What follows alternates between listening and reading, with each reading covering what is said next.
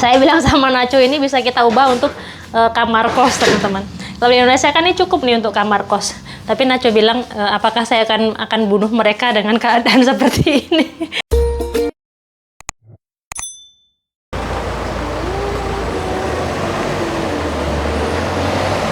Teman-teman, apa kabar semuanya? Mudah-mudahan dimanapun teman-teman berada selalu dalam keadaan sehat, bahagia, dan juga tidak kekurangan sesuatu apapun. Amin ya robbal alamin. Dan yang paling penting, jangan lupa untuk selalu be happy, be healthy, be you, and be original. Dan kembali lagi bersama saya Dewi Pobo. Untuk teman-teman yang baru pertama kali datang ke channel saya perkenalkan dulu. Saya Dewi, asal saya dari Yogyakarta, dan saya tinggal di Spanyol. Dan teman-teman, hari ini saya mau menuju ke tempat kursus menarinya Matilde, namanya adalah Zapatia Roja. Ini tempatnya nggak jauh dari rumah, jalan cuma 2 menit karena cuma di samping gedung. Zapatia Roja ini adalah salah satu tempat kursus menari, baik itu yang mau menari modern, tradisional, klasik, itu tempatnya ada di sini. Dan ini Zapatia Roja ini adalah salah satu tempat kursus menari terbaik di provinsi di Castellón. Saya tidak bilang ini adalah yang terbaik ini, tapi adalah salah satu tempat kursus menari terbaik di provinsi ini. Dan hari ini saya mau ke sini karena saya mau matrikulasi untuk Matilde. Bulan Oktober itu sudah mulai lagi kelasnya setelah libur panjang dan Covid dan sebagainya. Dan saya sudah tahu jadwalnya Matilde agar tidak bertabrakan dengan kegiatan dia yang lain. Jadi hari ini saya mau daftar ulang, kemudian bayar. Setelah itu nanti mau cari peralatan dia untuk menari, ubo rampenya kalau bahasa Jawanya, karena dengan bertambahnya usia, ukurannya dia juga berubah ya teman-teman. Setiap 6 bulan sekali ukurannya sepatunya, bajunya itu berubah. Dan nanti habis ini saya mau belanja untuk keperluan itu. Dan nanti kita ketemu lagi di vlog selanjutnya. Saya masuk dulu ke dalam. Saya masih tunggu di luar karena di dalam sedang ada, di bagian administrasi itu sedang ada orang konsultasi. Jadi daripada saya duduk di dalam, saya tunggu di luar aja. Jadi ini dia teman-teman, saya tunjukkan ya, kursus yang mereka sediakan di sini ada macam-macam. Ini ada dansa pilates, kemudian ada mantenimiento señoras, ballet, yoga, macam-macam dari bailes de salon, hip hop, street dance, sevillana flamenco, kemudian dansa espanyola, dansa jazz, dan sebagainya.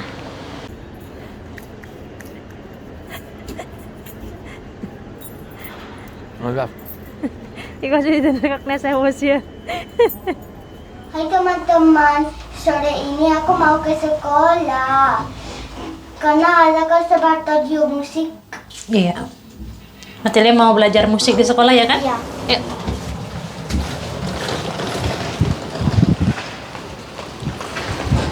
Teman-teman, hari ini saya mau antar Matilde. Ini sebenarnya sore, jam 5:30 sore ini teman-teman.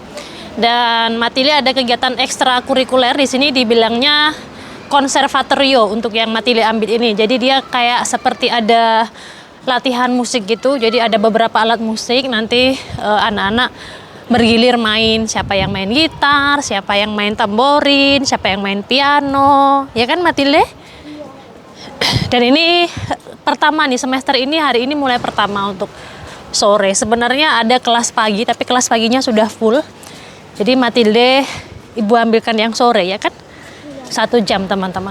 Sekarang kita jalan dulu ke sana. Untungnya sekolahnya dekat, jadi cuma 5 menit antar. Pulang lagi 5 menit, di rumah nunggu 40 menit atau 45 menit, terus saya jemput lagi.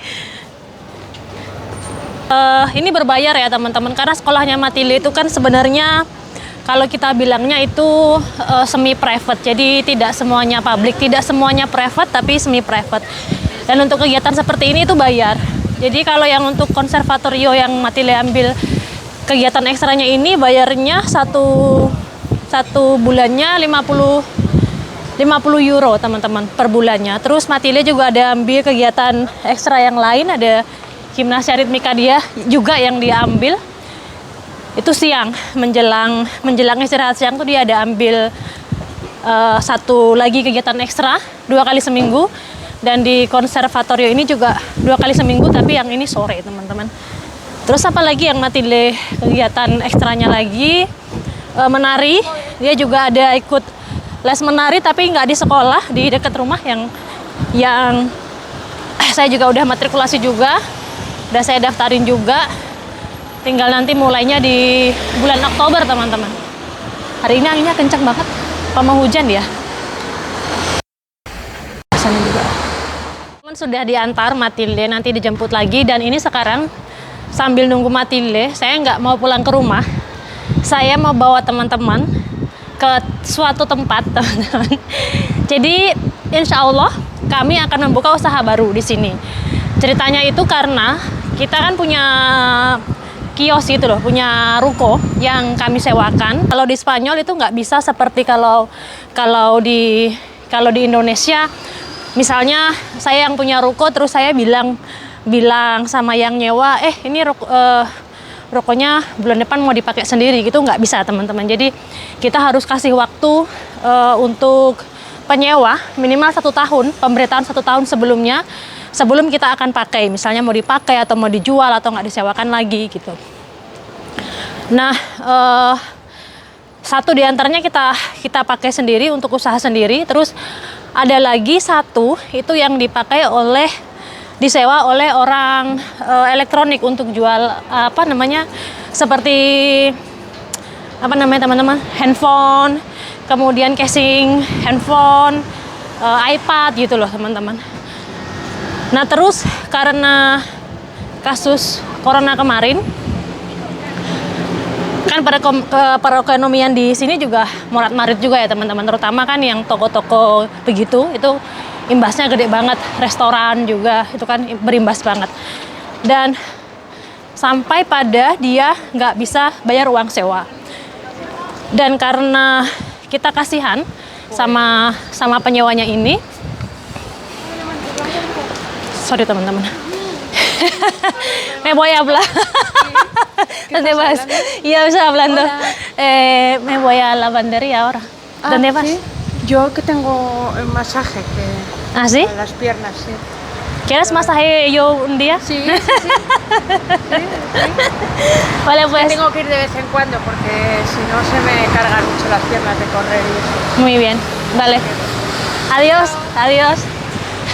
Ketemu dengan suami istrinya kakak ipar saya. Tadi saya cerita sampai mana? Oh iya, sampai pada yang nyewa ini nggak bisa bayar.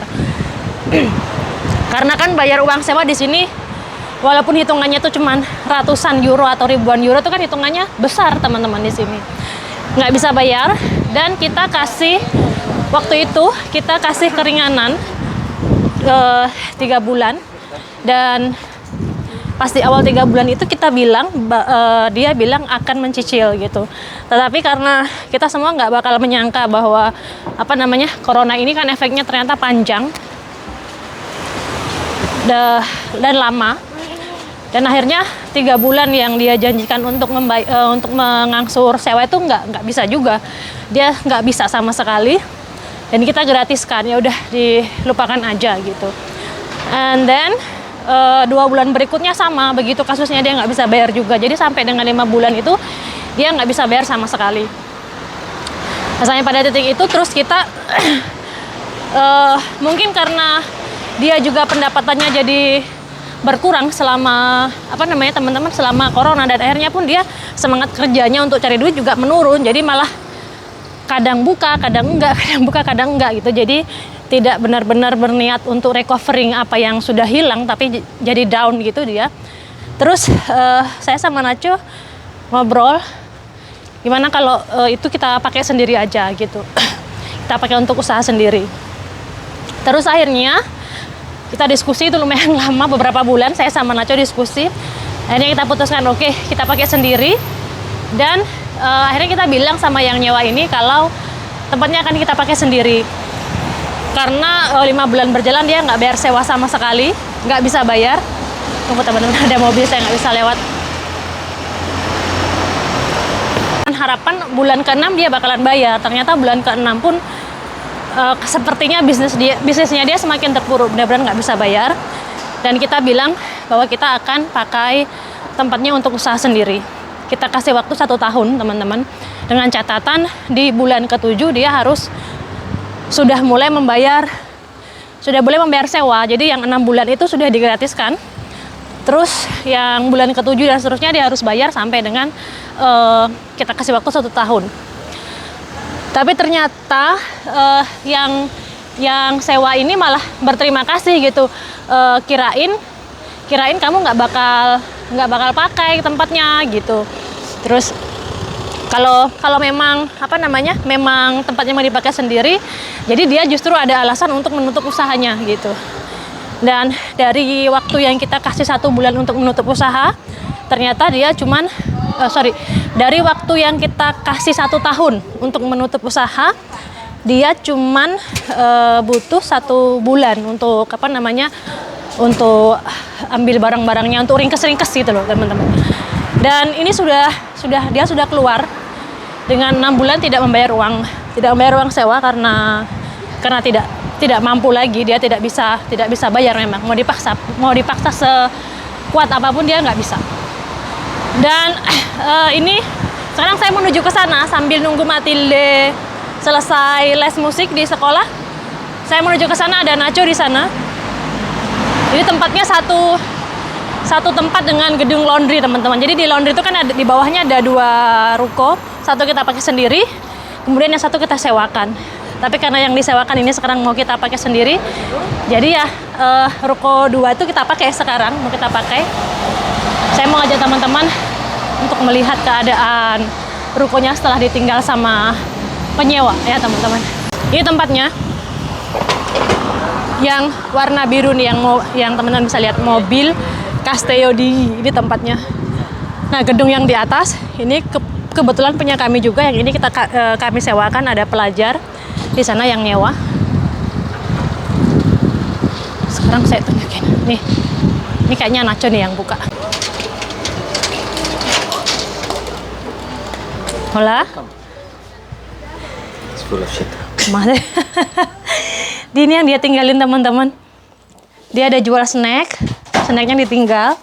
Tuh. Ada kayak mesin, apa sih namanya ini? Saya nggak tahu, ini yang untuk anak-anak beli itu loh teman-teman, kayak main anak-anak gitu. Ini bekas-bekas dia, jualan casing itu. Nih. Ini yang mau kita pakai nih teman-teman. Kotor banget, dia ninggalin dalam keadaan kotor. Oh, dan juga ada mesin ini, mesin permen karet. Nih teman-teman. We can have office. Ya, kami berpikir kita mau bikin kantor di sini untuk saya kerja dan Nacho. Ini ada ruangan, nggak tahu ini dia pakai untuk apa ya. Dia ada ninggalin komputer, tuh. Ada ninggalin laptop. Printer. Iya, ada printer juga nih, mereka tinggalin ini printer, iya. Ada screen lagi tuh ditinggal sama dia. Apa lagi? Sebelah sini ini kayaknya yang mereka pakai, karena dia juga nerima waktu itu tuh nerima kalau ada telepon rusak tuh loh, teman-teman reparasi. Mungkin ini tempat mereka kerja waktu itu. Ya, ini mungkin gudang mereka. Nah, lemari-lemari seperti ini. Ini mesti kita benerin. Here we can keep the things. Ya, ini bisa untuk menyimpan alat-alat kantor kami nanti. Dan di sini ada toilet. Toiletnya juga perlu dibenerin nih, teman-teman. Toiletnya. Dan di atas, saya nggak tahu. Di atas, ¿qué arriba, Papa? De aquí arriba. Mungkin untuk istirahat. Saya nggak tahu. Selama disewa saya nggak pernah naik juga. Kayak ada ruang kecil gitu, tapi nggak tahu mereka pakai untuk apa. Oh iya, ini tempat untuk mereka istirahat. Tuh. Ini untuk mereka istirahat. Nih. Saya bilang sama Nacho, ini bisa kita ubah untuk kamar kos, teman-teman. Kalau di Indonesia kan ini cukup nih untuk kamar kos. Tapi Nacho bilang, apakah saya akan bunuh mereka dengan keadaan seperti ini? Nacho bilang ini kurang, kalau di sini nggak standar ya teman-teman. Tapi nggak tahu, nanti mungkin kita bisa benerin. Sekarang kita ke bawah.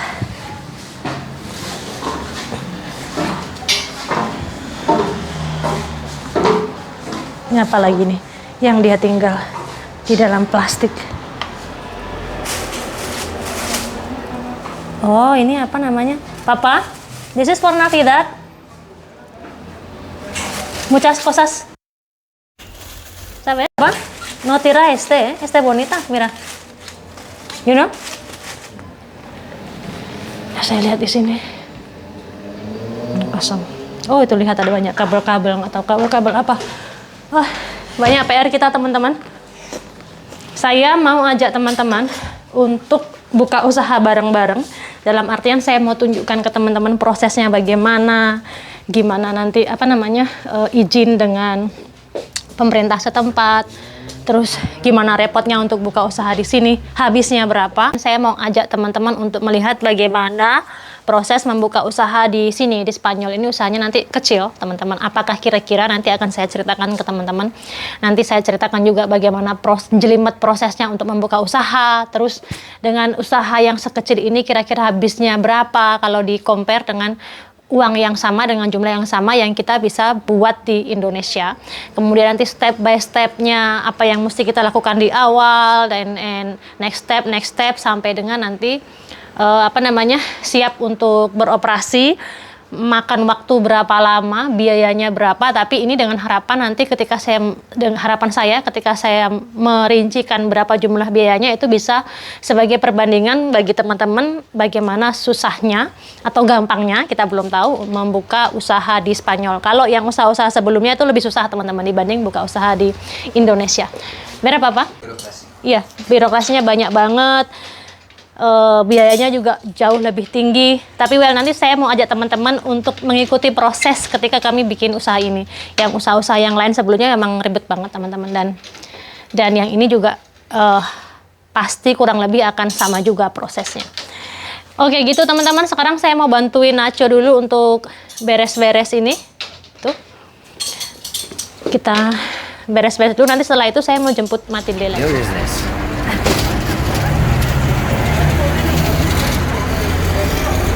After the rob, setelah pencurian kita langsung buka usaha baru.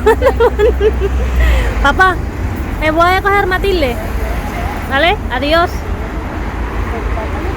Sekarang saya mau jemput Matilde teman-teman. Jadi ini lokasinya tuh kayak di titik nol Castellon. Kalau di Jogja titik nolnya Jogja gitu loh teman-teman.